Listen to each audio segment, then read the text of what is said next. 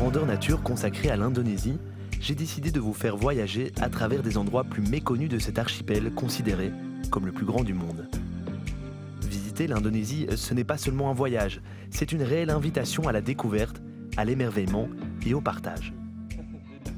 Vous allez le voir, ce qui fait la richesse de l'Indonésie, c'est sa mixité en termes de culture, de religion, de langue, et tout cela cohabite en totale harmonie.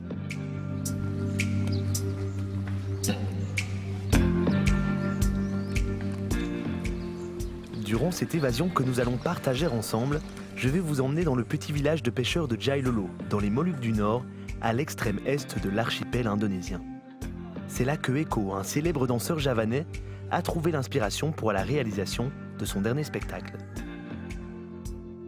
J'ai aussi eu la chance d'être accueilli dans une famille Toraja, un groupe ethnique indigène vivant dans les montagnes au sud de l'île de Sulawesi.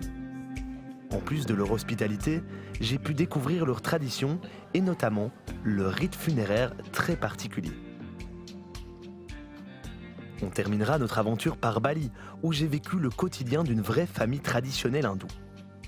Et puis, qui dit Bali dit aussi le monde de la nuit. Retour sur la nouvelle nightlife balinaise en compagnie de Didier, un DJ français expatrié depuis maintenant quelques années. Je vous parlerai aussi des activités qui ont la cote en ce moment sur l'île bénie des dieux, le yoga aérien ou encore la nourriture organique, avant de vous présenter à un compatriote, Bruno.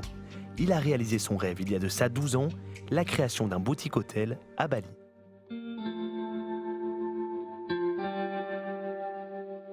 Le petit village de pêche de Jailolo se situe à l'extrême est de l'Indonésie, dans l'archipel des Moluques. C'est ici même, à plus de 3000 km de Java, que Eko Suprianto, danseur célèbre en Indonésie, est venu chercher l'inspiration. La proximité de l'eau et la quiétude de cet endroit vierge de toute invasion touristique reflètent pour lui la richesse des différentes cultures indonésiennes. L'esprit, les valeurs véhiculées par Jailolo donnent à Eko de nouvelles ambitions dans son art.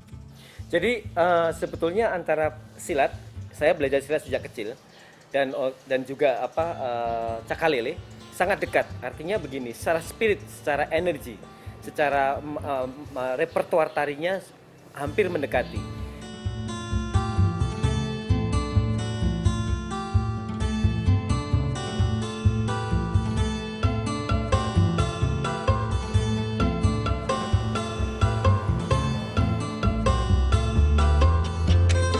Jadi kita sekarang berada di Pulau Pastoviri. Ini pulau yang paling sangat istimewa buat Jailolo karena memang awal saya diving di sini juga. Kenapa kita ke sini? Karena ini salah satu spot diving yang sangat luar biasa. Terumbu karangnya bagus, hiunya banyak, ikannya banyak. Dan salah satu alasan kenapa kita ke sini karena memang karya saya yang Salt ini memang bersumber dan terinspirasi dari diving.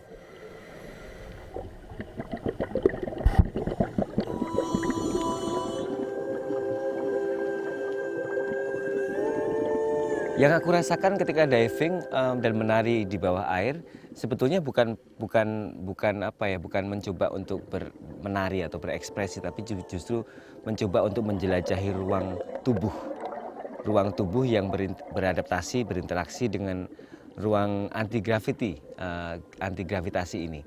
Jadi sebetulnya kompleksitasnya lebih sebetulnya.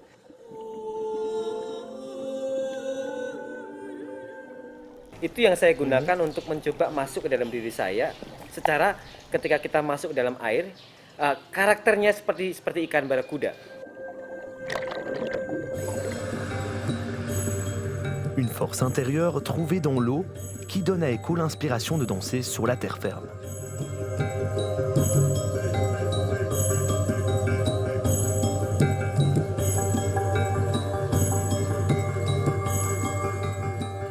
Antara kombinasi keduanya yang semuanya sangat berkaitan dengan trans, dengan kalau di Jawa itu kayak endadi gitu. Jadi spirit trans, dan saya mungkin tidak akan merasakan apa-apa gitu. Saya tidak akan merasakan seperti itu, tapi mencoba untuk mengembalikan pada memori masa lalu dan masa sekarang yang ketika saya bertemu dengan barakuda, karakter barakuda, ikannya itu seperti siap menyerang gitu.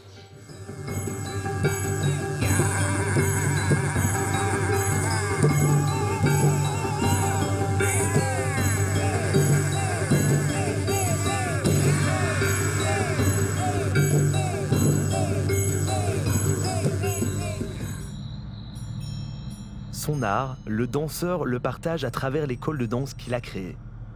Le but n'est pas uniquement la transmission de son savoir, c'est aussi une manière pour les jeunes d'en apprendre sur eux-mêmes. Mereka sebetulnya merepresentasikan perempuan.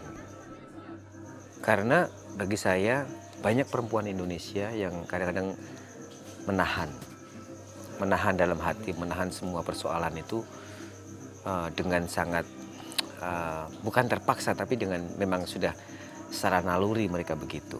Selalu saja ditahan sehingga permasalahan-permasalahan ditahan ini seperti kayak di tangan yang harus betul-betul menahan sampai bergetar gitu.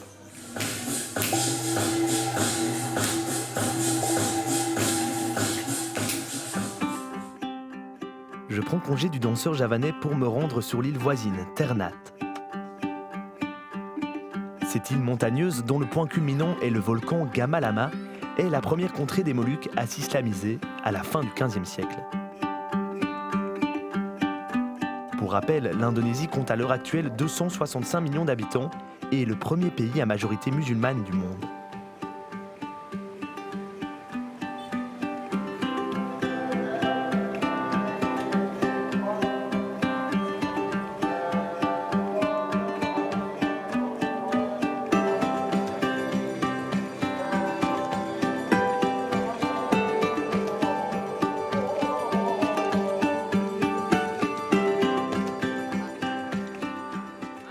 L'archipel des Moluques est aussi très connu pour ses épices, comme le clou de girofle ou la noix de muscade.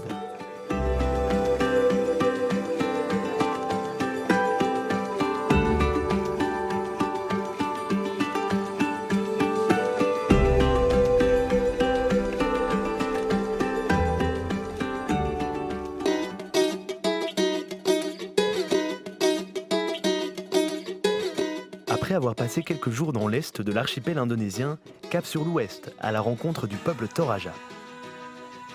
Célèbres pour leur maison avec un toit en forme de corne de buffle, les Toraja vivent dans les montagnes au sud de l'île de Sulawesi. À propos de buffle, l'animal occupe une place très importante ici. On y retrouve même le plus gros marché aux buffles du monde.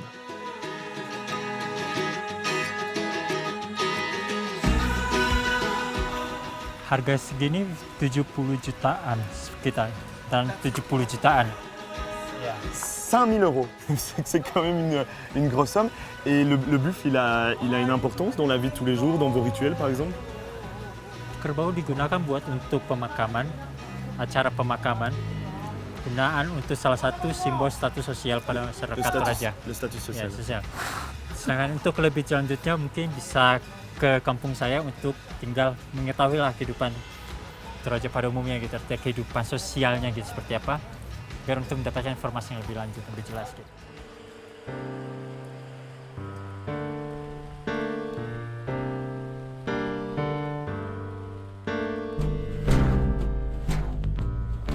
Elbi décide de m'emmener rencontrer sa famille, son grand-père Nedewa et Mama Achung, sa tante.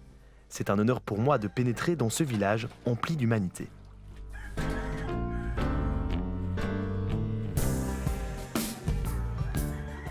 Et comme partout, on accueille les visiteurs avec un bon café. Mais pour les fins connaisseurs, le café Toraja est une véritable institution. Kalau ini kopi ini asli, saya tanam dari kebun. Ini dipetik dulu, baru digiling menjadi kopi asli. Jadi kami ambil dari pohonnya ini, kopi ini.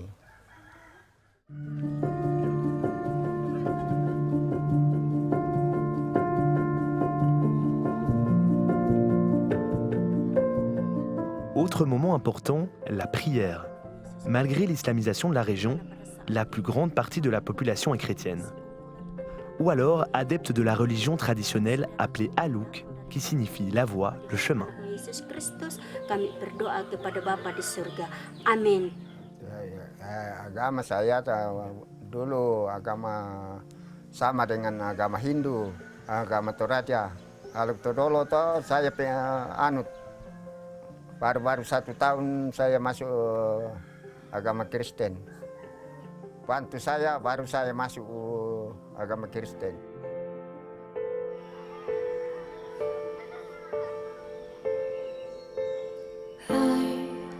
Wish I told you that I have no fear.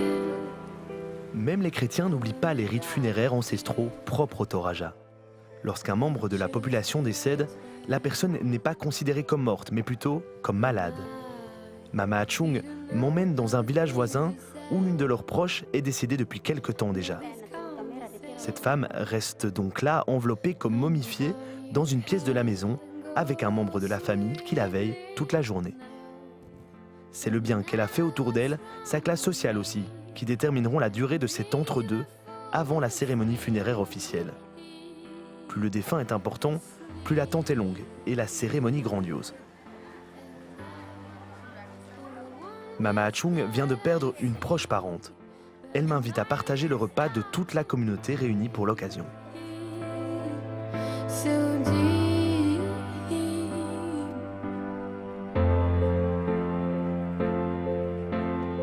Ce ne sont pas que des moments de tristesse, c'est aussi l'instant où tout le monde se réunit et évoque les bons souvenirs vécus ensemble.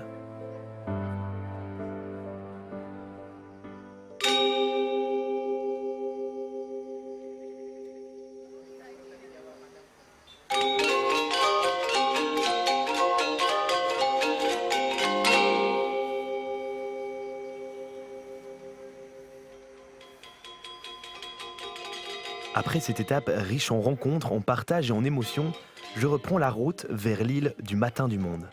Située entre Java et Lombok, Bali fait partie des petites îles de la Sonde. C'est clairement l'enclave hindouiste de l'Indonésie. Ici, la vie quotidienne est rythmée par les cérémonies religieuses hindoues. Et en particulier celle de la pleine lune, aussi appelée Purnama. Les Balinais investissent les temples, même les plus petits de l'île, et se livrent à une multitude d'offrandes en ce jour considéré comme prospère et fertile. Une ambiance particulière, remplie d'intensité et de couleurs.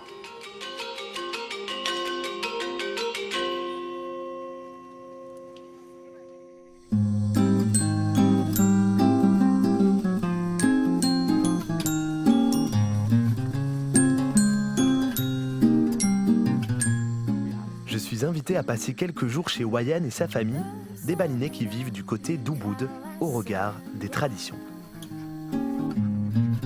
Mengejar mentari tenggelam. Et une journée traditionnelle commence aux petites heures par le travail de la terre dans les rizières. Ya, untuk padi kita punya musim nanti kalau sudah musim hujan, semua petani di Bali itu punya kalender masing-masing untuk menanam padi. Ya, biasanya kalau musim hujan itu mulai dari menanam padi sampai panen itu 4 bulan.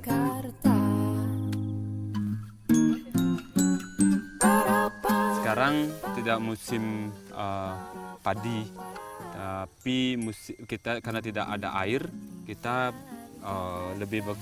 tidak punya pekerjaan di padi.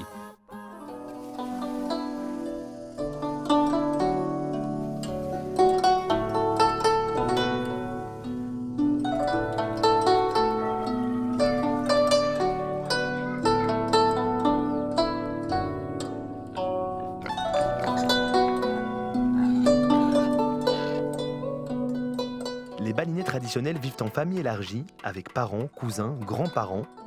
Chacun œuvre pour la bonne harmonie de la maison, sans négliger les petits travaux à effectuer pour entretenir un bon voisinage.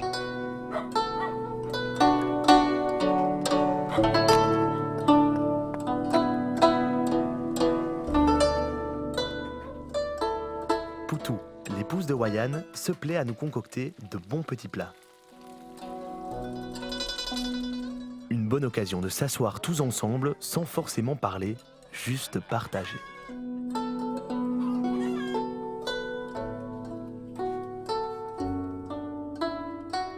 Un autre moment de partage, c'est la réalisation de cerfs-volants. Le cerf-volant occupe une place importante à Bali. Synonyme d'évasion, de liberté, il est aussi une manière de s'attirer les faveurs des dieux, car la religion hindouiste se veut très prenante, elle rythme la vie des Balinais.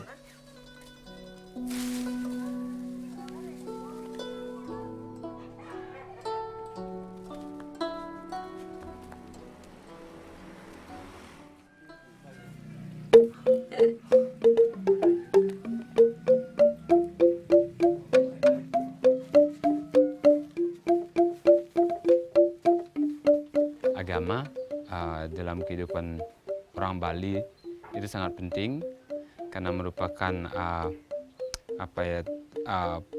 sesuatu yang bisa membimbing jiwa dan raga kita menuju Sang Pencipta. So untuk mengikuti jalan yang baik. Perubahan zaman atau modernisasi, itu yang disebut modernisasi, kita dari tradisi masih tetap dipertahankan, tapi kita bisa membagi waktu, untuk melaksanakan tradisi dan juga kita menerima perubahan dari zaman itu sendiri.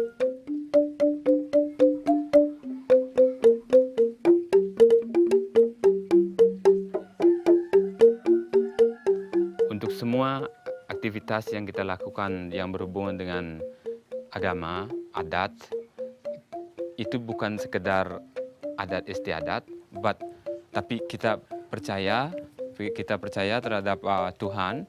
Setiap apa yang diberikan Tuhan, kita harus mengucapkan rasa syukur dengan cara mempersembahkan sesajen.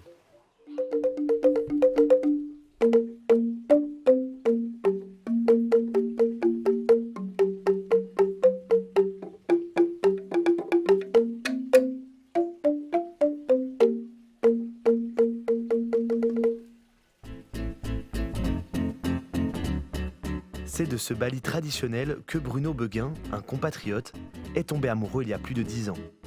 Il a fait le choix en 2005 de s'y installer et d'y vivre son rêve. C'est un choix de vie qui est assez exotique puisqu'on est à plus près de 12 000 km de Bruxelles. Et en fait, ça s'est passé en 2005. On était arrivé en voyage de noces l'année d'avant avec Lilka, mon épouse. On venait d'avoir un petit garçon qui s'appelait Mathis, il avait quelques mois. Et puis on est resté ici 3 semaines en voyage de noces et on est totalement tombé amoureux de l'île, des gens, des paysages, du style de vie aussi, puisqu'effectivement ça n'a plus rien à voir avec l'Europe. Et l'idée a germé doucement finalement de tout quitter pour venir s'installer au bout du monde et de tenter une aventure assez originale à l'époque, qui était d'ouvrir notre petit boutique hôtel à l'image du Bali qu'on avait aimé.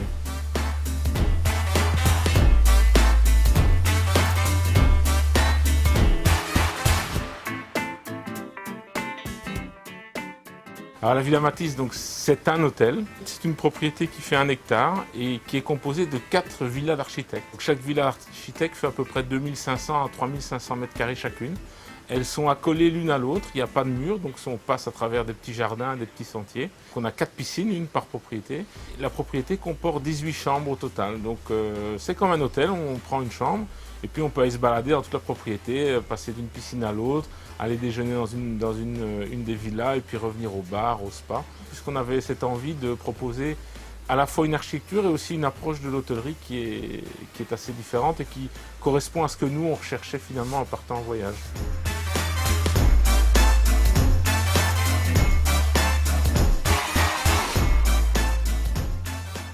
Toutes les chambres sont différentes, elles ont toute une décoration, même des éléments de couleur qui sont différents. L'idée c'était d'aller récupérer un peu partout en Indonésie les éléments décoratifs, puisque l'Indonésie est très riche et on a ramené effectivement de nos différents voyages pour aller meubler une chambre et puis une autre et puis un lobby et puis on change les endroits, les objets de place, on essaie de trouver un bon équilibre. Après on joue sur les tons, chaque villa a une couleur assez différente, on est dans des rouges, dans des blancs, dans des marrons. On a essayé de trouver quelque chose qui est tout à fait en harmonie, où quand l'hôte arrive, se sent effectivement un peu comme chez lui.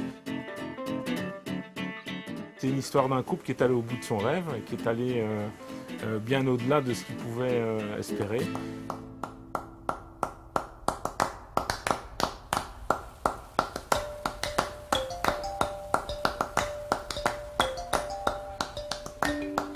Aller bien au-delà de ce que l'on peut espérer, c'est un peu la philosophie qui souffle sur l'île des dieux.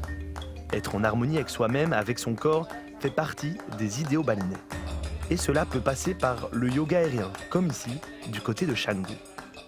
Many people doing yoga in Bali because of the environment, also because of the culture.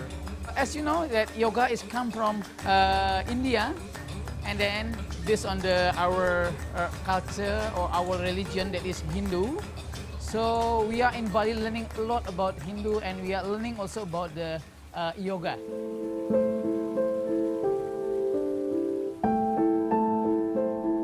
By doing the anti-gravity yoga posture, after we do some posture, then we will so relax, more relaxed than the ordinary yoga style.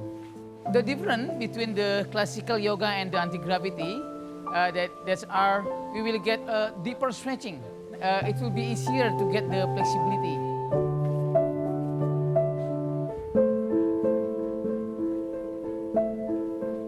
This anti-gravity first is good for the brain because I work a lot. And it's very good for your muscle, for your aging, for your body and your mind. And this is quite a challenge. That's why when it's challenge, it's good for your brain.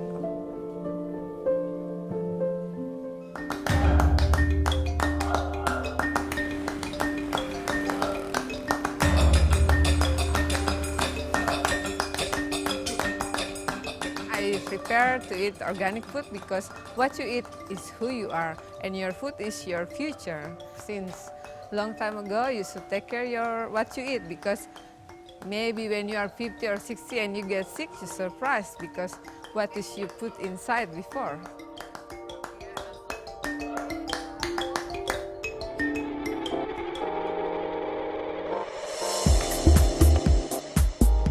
Bali est aussi en train de devenir l'endroit trendy, branché par excellence en Indonésie. Et ça commence par la mode, avec comme figure de proue le magasin T-Store. There's so much creativity in Bali, you know. Everyone that comes here is so beautiful that your creativity is like very strong. So then T-Store is for all the artists, designers that wants to put their stuff here. Sometimes, you know, they don't have a budget for like a store, so we help all the designers to be here.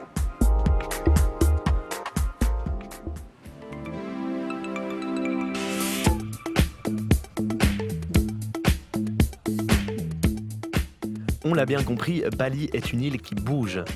Et la nuit aussi. J'ai rendez-vous avec Didier Chekroun, un DJ français expatrié sur l'île depuis plusieurs années.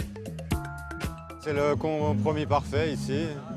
On peut faire tout ce qu'on veut, enfin, on est assez libre. On peut bosser, on peut s'amuser, on peut rencontrer des gens du monde entier, on peut faire plein de choses. C'est pas mal du tout, c'est une petite île mais très cosmopolite. Avec une évolution musicale qui lui vaut son statut de spot très prisé par les clubbeurs. Au début, il n'y avait que l'influence Jakarta, c'est-à-dire les gros tubes internationaux et la house vraiment très très commerciale. Petit à petit, il y a eu quelques personnes qui sont arrivées ici, qui ont commencé à porter un peu, prêcher la bonne parole, à porter un peu de la musique de qualité. Il y a quelques Indonésiens aussi qui se sont mis à écouter du coup de la meilleure musique, à la mixer. Et aujourd'hui, Bali, ça devient un endroit vraiment particulier au niveau de la musique parce que c'est l'endroit où on peut écouter en Asie de la musique underground influencée de Berlin, de l'Europe, de tout ce qui se joue dans les clubs un peu branchés underground en Europe.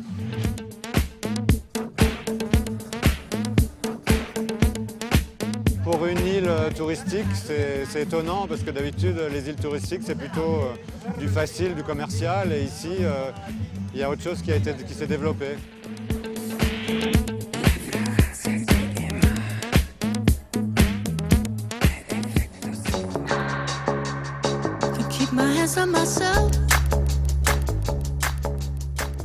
De la quiétude de Jailolo à la magie de Bali, en passant par la générosité des Toraja, l'Indonésie m'a pris par la main, m'a littéralement envoûté.